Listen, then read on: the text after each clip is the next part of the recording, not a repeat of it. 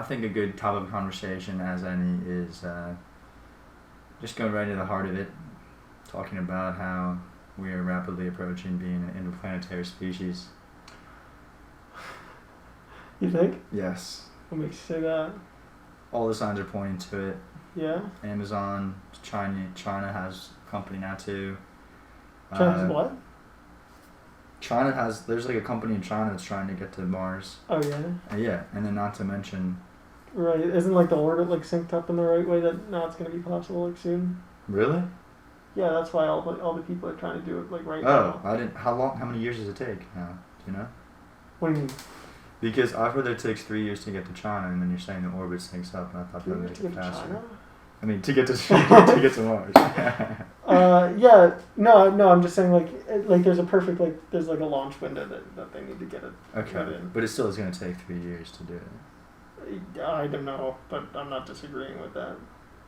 Okay. Yeah, that's why like Elon and China and everybody else is trying to do it right now. And Amazon, like Blue Origin, like. Right, that's why they're all trying to do it like right this second.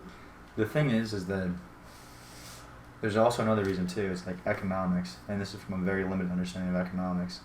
But with capitalism, it's like at a certain point we run out of things that we can keep improving, and expanding, and growing, and all that. I still don't agree with you on that. But. So where do you go? You go to space. And no, there's another side of things there. You can talk about like knowledge. What do you mean? Like you don't need to. You can keep expanding and growing through knowledge. Sure. So I think that would be a counterpoint to my argument about interplanetary species. I don't know. But bottom line is, I like Earth. That's pretty cool. I don't want to go to space. No complaints. I want to, and also like, what you were saying about how like you wouldn't be satisfied because there wouldn't be an existential threat. Like you need existential threat to be satisfied. Like I agree with that 100%, but I think even if you have like a nice farm with just your family, you make your own food, you're on a lake, and like you have a generator, like you have everything you need. I never said existential threat. I said problem. Something you kind of do. Oh, okay. Yeah, because you could go through all that and it wouldn't necessarily be a problem. It's kind of a problem. Survival. Survival. I like that. Yeah. Like that's enough for me. I don't need to. Survival can be interesting enough to make it worthwhile. It's like Minecraft. Give or take. The same principles. No, but just in Minecraft, real consequences. It's not actually. Yeah, exactly. That's a pretty big difference. Yeah. By the way, let's just segue. So my name is Lucas. I'm Alex. Nice to meet you. And this is probably going to be viewed by millions of people one day. So I just think it's important that you know our names. Yeah. For sure. This is definitely a better format, I think, than the coding. You think? Yeah. At least, I mean, it's easier it's easier certainly for me because I'm not like struggling to learn something. Yeah, that's certainly the case. Yeah, so like, so you're going off into college next? Yeah, I'm gonna do that. And you're majoring in? Computer science and math, and I'm also minoring in Mandarin Chinese. And where are you now? Like, so when you go into college, what are you gonna be doing? What do you mean by that? My course schedule? Yeah, like what are you doing this year? I'm gonna be my courses are Chinese 4, programming languages, numerical computing, and machine learning from data. So cutting edge stuff. I guess. See, I'm over here. Yes. The answer is yes, because what I'm going in to do is organic chemistry.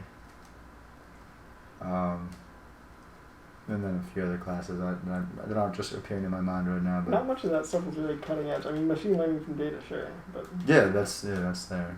Yeah, that's like cutting edge. Salisbury doesn't have cutting edge classes. Yeah. Salisbury does not have cutting edge classes. Salisbury is literally like teaching people like information and like training for jobs that won't exist in like 6 years. I don't think there are going to be many jobs that exist in like, I wouldn't say 6 years, but a little more than 6 years. I don't think we'll need accountants, for example, very soon. And there are millions, I don't know millions, but hundreds of thousands of people getting accounting degrees. Yeah. They're all fucked. Yeah. Like, it's kind of like, how does that even play out? How does that play out at all? If all these people are getting degrees that literally aren't useful in any way, how does that possibly play out in a positive way? Like, that leads to fucking war. Well, that's a bit of a jump. Is it? Well, it isn't a jump if they're satisfied, their needs are satisfied in some other way, or they can figure out some other avenue of either money making, or if money making is no longer relevant. People who are sufficiently, self motivated enough to go and getting an accounting degree, I think could manage to find another way to live. Yeah, I'm just worried that people like won't understand it and they'll just be pissed off and then riots and that sort of deal. But then I think by AI the point will that pacify them. What were you gonna say? Well, yeah, I think by the time that it will really make that giant of a dent in the market, that the benefits of AI will already maybe even start to surpass the problems, at least a little. I'm not saying that it's going to be, it's going to be a hard transition for sure, but... Yeah, like this upcoming transition, which is already starting, is going to be, we just don't know, but it's going to be huge. It's going to be huge. And like, it just, I don't know, it just kind of bums me out because I wish I'd figured that out earlier. Yeah? Yeah, like I didn't even, like I really wish I had understood this earlier because like, I don't know, maybe I wouldn't have done anything different. Maybe I wouldn't have. But at least then it would have been like,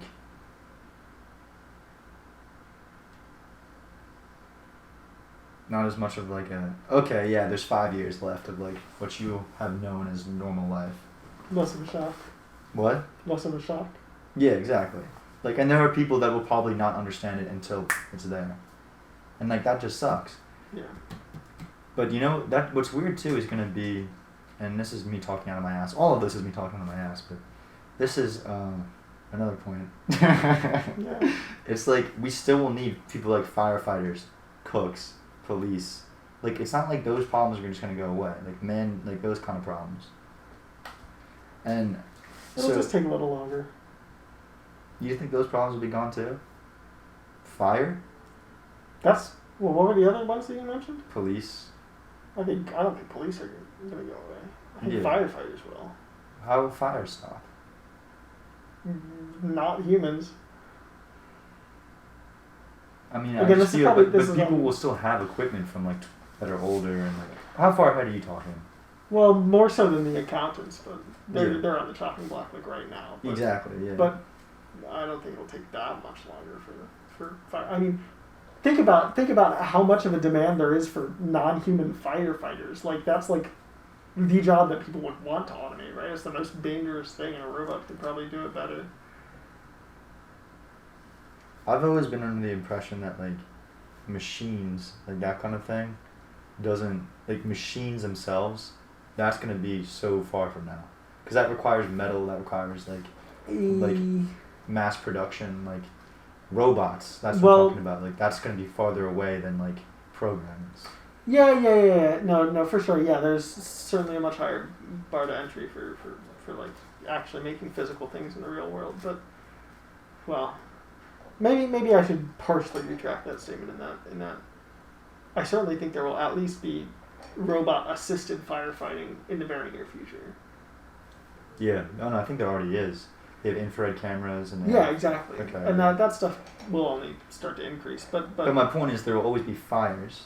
Yeah, for sure. You know, and there's always going to be domestic abuse. You know. Firefighting will probably see a slow decline in humans, among human people, right? I mean, there's probably always going to be some like firefighting manager or something like that, Right. or at least for a while. Or maybe just people standing back kind of while the robots do their thing and just like, Right. assisting with that. Yeah, where does purpose play into a world like that? How do you find meaning?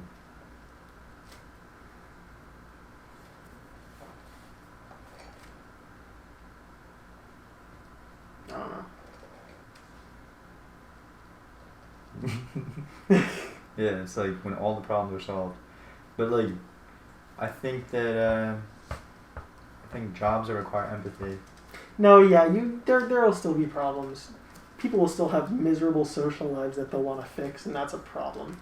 People will still be not in shape, and they'll want to fix that, and that's a problem. There will still be things to be done on an individual level. It won't be the same, but it won't be a complete evaporation of all everything that gives people desire to change themselves.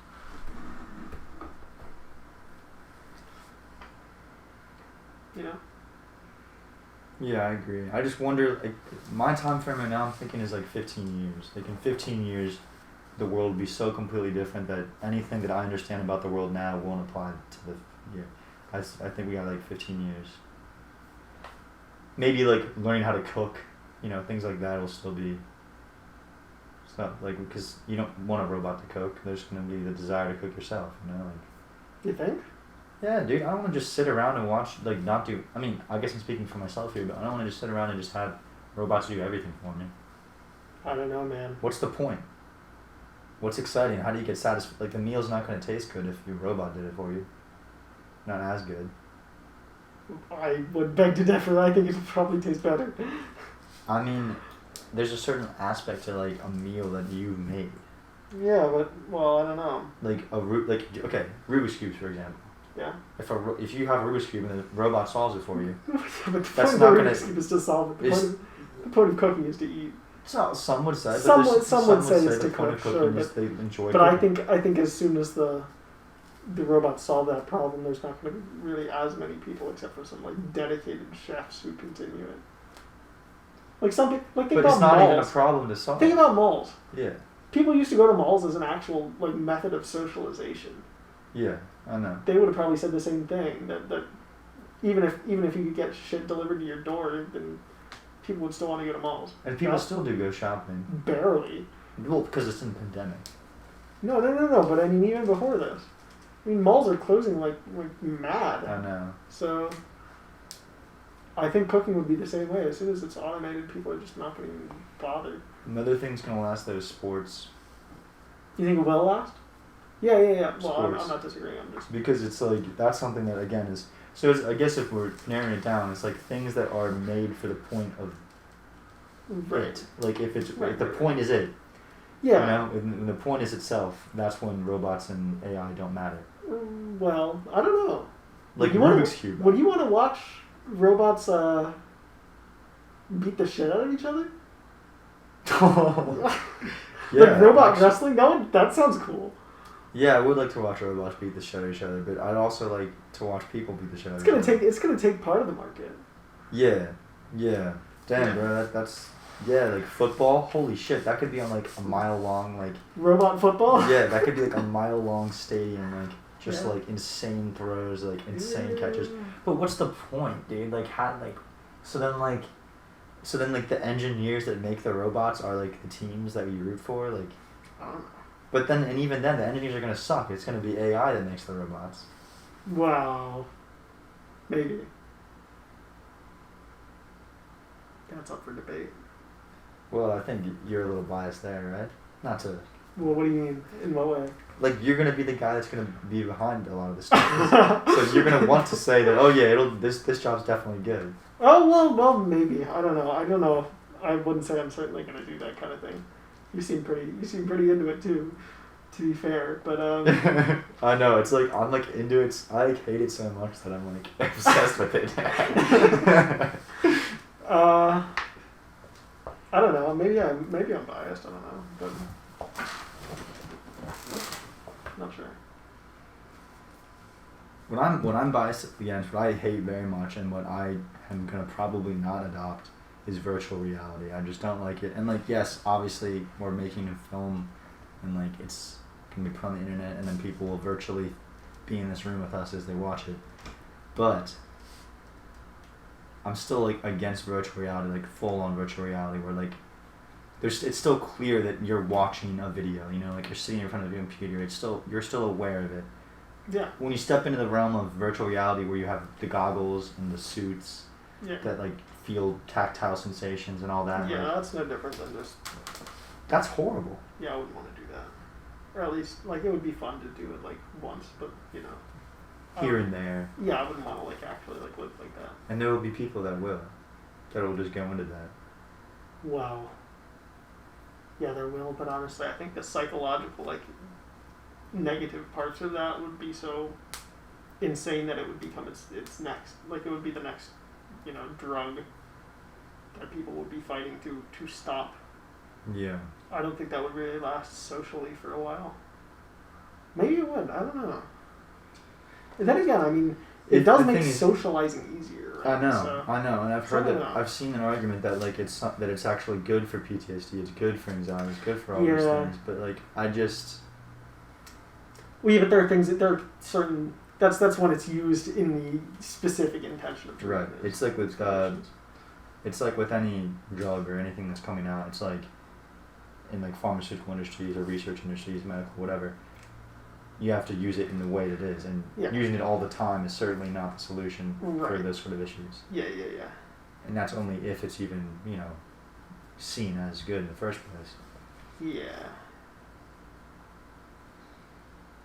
Yeah, these are dark topics, but they're also positive. I don't know. They're interesting. It's like they're dark if you think they're dark. They don't have to be dark. Yeah. It's just different. We just tend to talk about the dark sides of it. Yeah. There are upsides to AI for sure. Oh, for sure, man. I mean, poverty. Yeah. Going away. I mean, I'm sure. Yeah, there are a lot of people that really don't need to. That have more pressing issues than not having any problems. Yeah, exactly. Yeah. So. Yeah. I just wonder how like marital relations and families and all that plays out. Even without AI, socially, that's just kind of not really. It's on the downtrend, you know. What, family? Well, marriage specifically. I mean, I know the statistics for that is not on the upside, but I mean, I couldn't say about actually having children or a family per se. Well, I mean, I guess how do you define family? But I know marriage specifically is less and less popular. Which is just crazy to me. Why? Just family? Why is family important? No, marriage? I mean, divorce rates are like insane. Yeah, I know. So. But I wonder what that's a function of. I think I've read I don't know, this might be wrong, but I think I read in Russia it was like the low 70% of marriages ended in divorce or something like that. I like at that point, like, why the fuck even bother? I mean, some countries do it, right? But, well, I don't know. Then you could get into the argument, or are they just staying attached to be just for the sake of not ending their marriage when they should be? But I mean, that's a different question. Well, the question is, too, you have to look at, like, before marriage, after marriage, happiness levels. Like, is Russia just an unhappy country? Is America just becoming an unhappy country? Like, and then we draw and we think that it's because of marriage, and then that, you know, you can see that, too. I mean, it's hard to say that marriage is the actual thing that's falling apart and not the society itself. Well, right. I read another statistic, like, that the number one predictive factor of, like, a happy marriage was that the people were happy before the marriage. So, makes sense to me. Yeah, so, I mean, we are talking about a country that the two top causes of death are suicide and alcoholism, so... Really? Yeah. Whoa. No. Alcoholism... Suicide beats heart disease? Well, I don't know, it might be in the opposite disorder, or in the opposite order, but yeah, I'm pretty sure it's suicide and what the fuck? Alcohol overdoses. That's some scary stuff, man. Yeah, I know. I mean, Russia, that is. Oh, Russia. Okay, what do you I thought think? you were saying U.S. No, not U.S., Russia. See how gullible I am? I just bought that. See that? Yeah, no chance in the U.S. It's definitely heart disease. Okay. Yeah, but then even then, obesity is a function of mental health issues as well. Yeah, for sure. Or, you know, not always, but that certainly plays a role in it.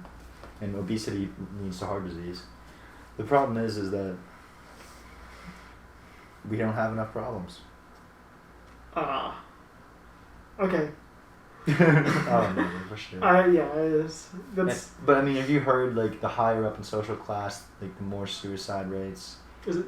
And then like in places like Africa, there's literally like just no suicide. Right. Yeah. That doesn't surprise me. And I think, and that's what I mean by the importance of family and the importance of marriage and that sort of thing. It's just like this is nothing new. I'm not disagreeing with you that it's important. I'm just saying, at least it makes sense that it's happening less now.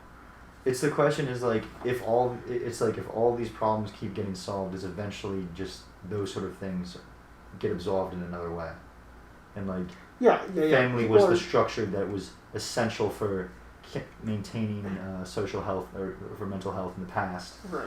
But now it's just eventually it won't be needed. And right now in this transition period. Yeah, people aren't designed to not have problems. People are designed what? People aren't designed to not have problems. I know. But I really like having family, man. It just makes sense to me.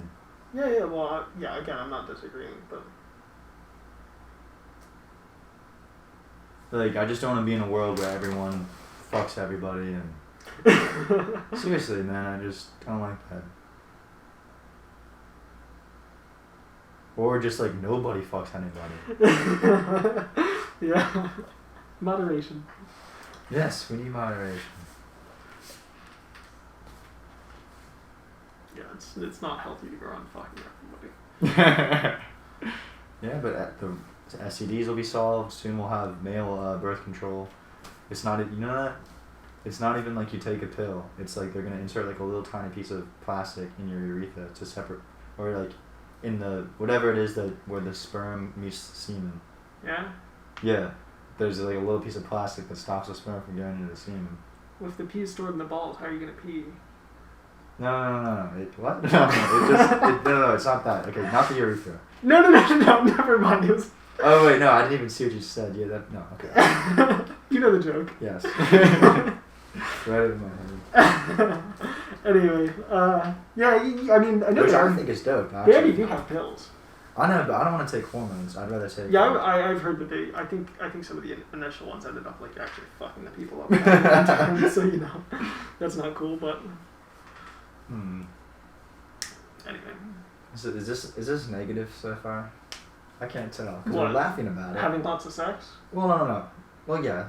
I'm just saying this conversation is like a negative conversation, but we're laughing about it. I just want to say there's going to be a solution for all this stuff. We're going to have to find a positive way to figure this all out. We will. And I think AI can probably play a part in it. It has to play a part in it. Yeah. It has to. It will, whether we want it to or not. Yeah, exactly. So maybe we're just too stupid to understand the solution. Maybe. Or maybe there's no need for a solution. Maybe.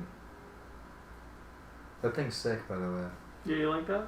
Yeah. It's supposed to like emulate like the same wavelength like distribution as the actual sun. So that way it's like got some UV too, and it's like supposed to wake you up more.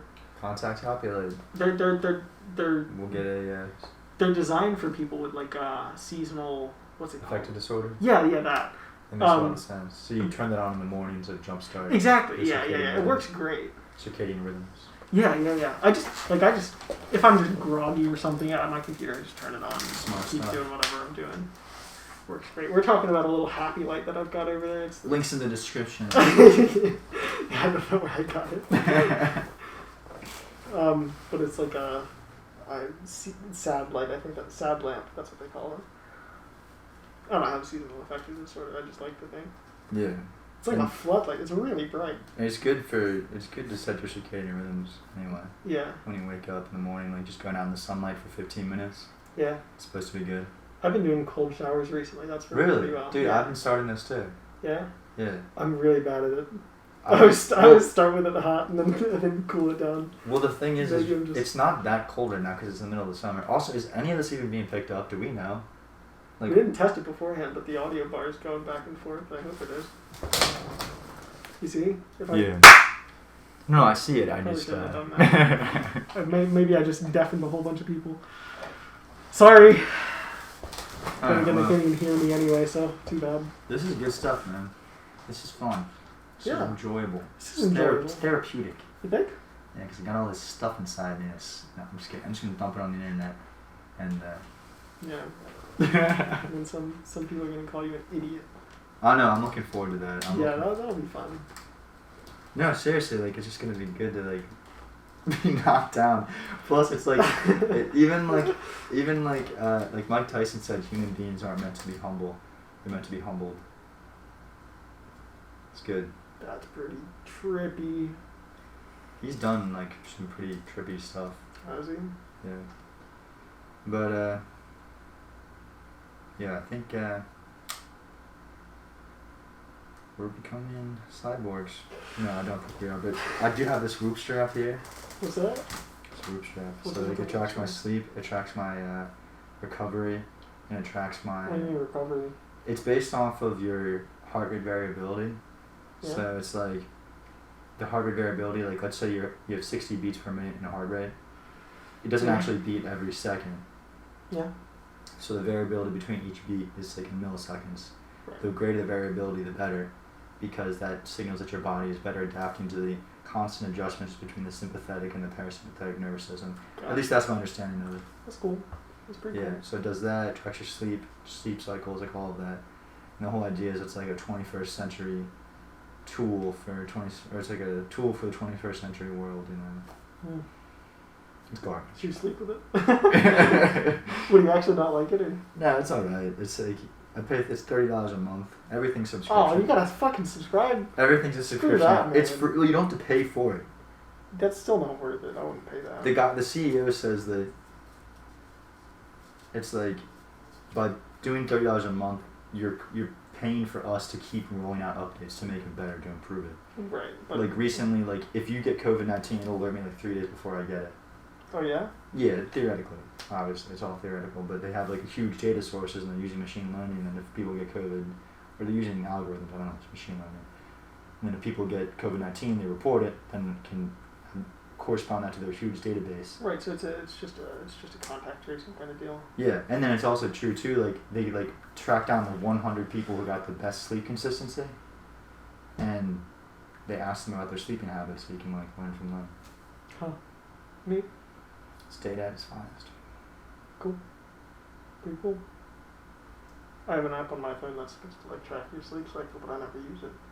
I roll around in my bed too much, my phone would probably just fall off. Probably not saying anything good about my sleep, but you know. That's neat. I don't know if moving around too much is necessarily a bad thing. I think the thing it's supposed to like use the accelerometer in the phone, like so whenever you like move the bed a little bit, then it's like supposed to track that. And so like it's not a good thing if you're like moving around. I think that's the theory behind it. Okay. Maybe I don't know. Maybe I have no idea what I'm talking about, but There's an app too that like turns on its microphone every time you like say something in your sleep, so you can go back and hear everything you said in your sleep. that's cool. I don't want to get it. It's probably too creepy. Yeah. I don't know if I talk in my sleep.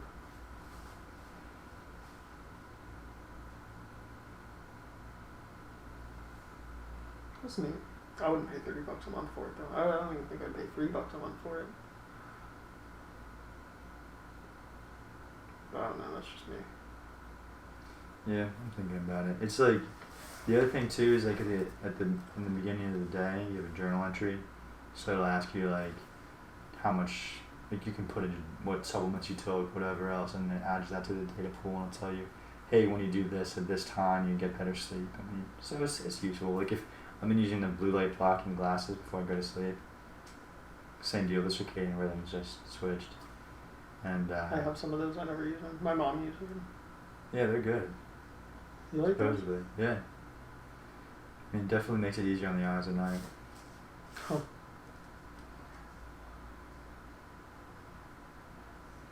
That's cool. Yeah. Speaking of glasses, I probably shouldn't talk about this now considering I don't have them here. I took the polarizing filter off of a monitor and I put them into glasses. Have you seen that before? No. So you can only see the monitor if you're wearing glasses. Pretty neat.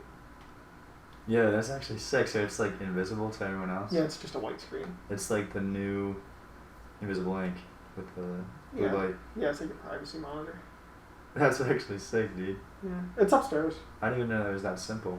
Yeah, well, it's kind of easier said than done. Peeling the shit off is actually kind of difficult, but because it just like kind of shatters as you do it, so you just gotta kind of chip away at it for like a couple hours, which I learned the hard way. I didn't expect it to be that tough. But then once you started, you had to finish. Yeah, I wasn't just gonna leave it like that. Exactly. I'd already bought the polarizing filter to put in the glasses, so I was like, "Fuck it, I'm finishing this." I'm hungry. Yeah, I'm tired. Well, it's logical. Maybe you shouldn't have that on, honestly. Yeah, maybe. I don't know. Maybe I'll get all my juices out before I go to bed, and then I'll be ready for bed. Yeah. I don't know. Again, we're both talking out of our asses. Yeah, and it's great. Until we don't get any views. And 4 thumbs down. And 10 views and 4 thumbs down. Right. That's awesome. And then, like, this is just good. This is honestly, the thing is like, this is giving me a sense of control. Because everything's spiraling out of control with AI and like all that. So it's like, let me throw myself into this exponential increasing model like a little bit. Yeah, just thinking about it, talking it out. Exactly. And then like to put it on the internet, it's like I'm doing something that is involved in it. Right. Just getting my foot dipped in it without like... Well, yeah, just simply articulating things is in some way testing the ideas, you know? Yeah. Because the thing is, there's only truth in the moment, right? Like everything... I mean, like, you can make models, like, I'm pretty damn sure you're not going to get up and stab me in the throat. But, like, to put it bluntly.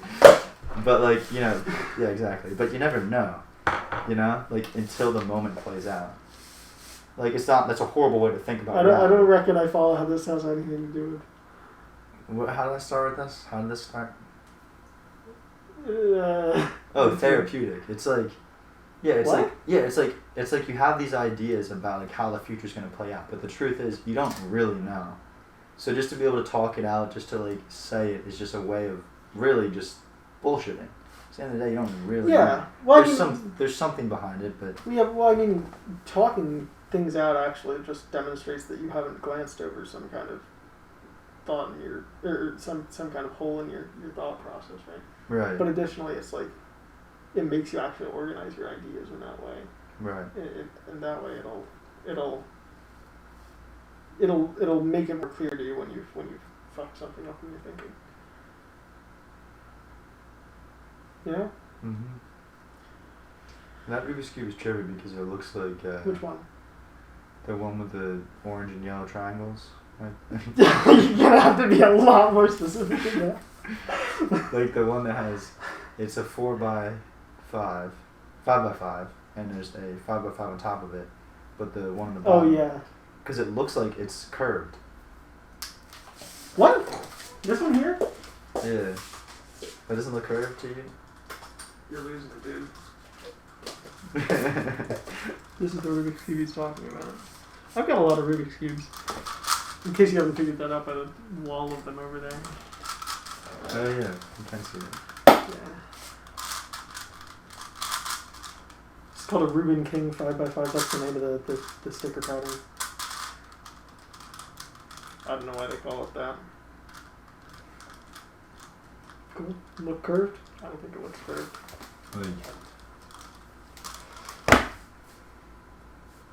You can't miss it. Maybe it doesn't look curved. Or like maybe it actually is just a little curved because of like the way. It really doesn't look curved to you at all? No. It is like a little curved, like just because it like. Well, yeah, I mean, just because you haven't aligned it perfectly, but yeah, that's all it was. Okay.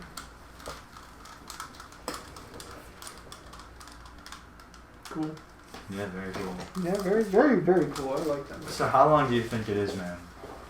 What is? Like, alright, like this is the job that I'm gonna, like I know this is just your take on it, but the job that I'm gonna go into is like community counseling, and then like basically when somebody has like a 911 call, like I'm gonna kill myself. I don't think that's I'm the hotline susceptible for to it. AI. Yeah, like that's gonna be something that's gonna last for a while. Yeah, like you know? like I think police where people want to be actually like talking to people. Like people wouldn't enjoy talking to robot police. That would just feel Weird. fucked. You would, yeah. Police, teachers, I think teachers too. Parents probably wouldn't want robots teaching their kids. No. That kind of stuff, like therapy. Yeah. I don't know if there's really a place for university in the future. I don't know if there's a place for university right now. Like 95% of what I've learned on YouTube. I mean, I'm guessing a number. No, not really. But yeah, I mean, you could. Probably 95% of what I learned within like the age of 1 by like interacting with my surroundings. Well, but, yeah. You know. Yeah. Good point. Yeah. Well, yeah. Very good point. Yeah, there's actually a mathematical kind of issue in that claim, in that I'm claiming that a percentage of an uncountably infinite set fulfills some property. It's not a thing you can do, really. Say it again. So here, let's do some math. You want to do some math? Sure. A little bit. Are there more odd numbers or are there more even numbers? It's impossible. Huh? I don't know. I guess it'd be the same amount. Are there? I don't know. Are there? Yes. Odd numbers or even numbers? So. Can you zoom in on that thing? On the computer? I don't know. So I'm just writing out numbers. I don't know why I got the whiteboard. I don't know if I'll even need it, but so basically a way to like measure the. First of all, what I said was you can't really do play this game of percentages on uncountably infinite sets. This is a countably infinite set. You still can't play this game on this kind of a line of numbers. Well, how do you know that knowledge is uncountably infinite? Your knowledge now. Well, how do you... Okay, alright. To put it in a really dry and formal way, would you say you know that...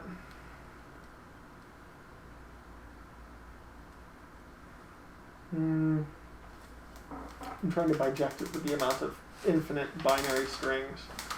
To those of you watching, that's what I'm trying to think of a way to do.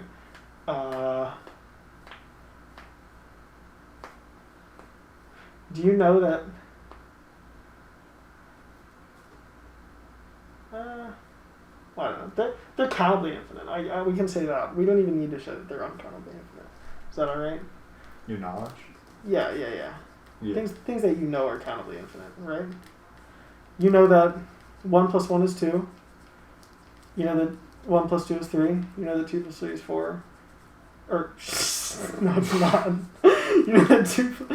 That fucked up the... Damn. Anyway, so you follow me, right? You know an infinite number of things because you know you can just add 1 to things and then that's the thing you know. Really? That counts as knowledge?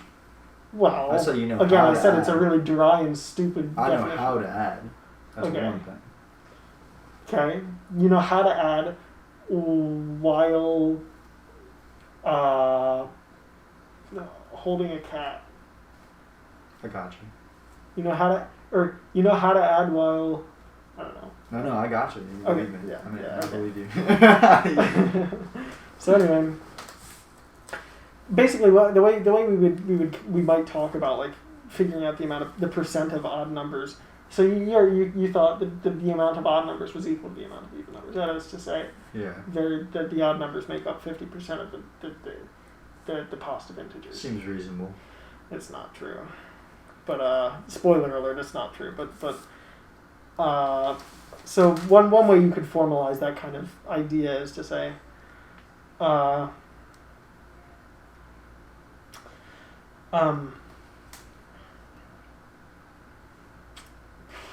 was I going to do?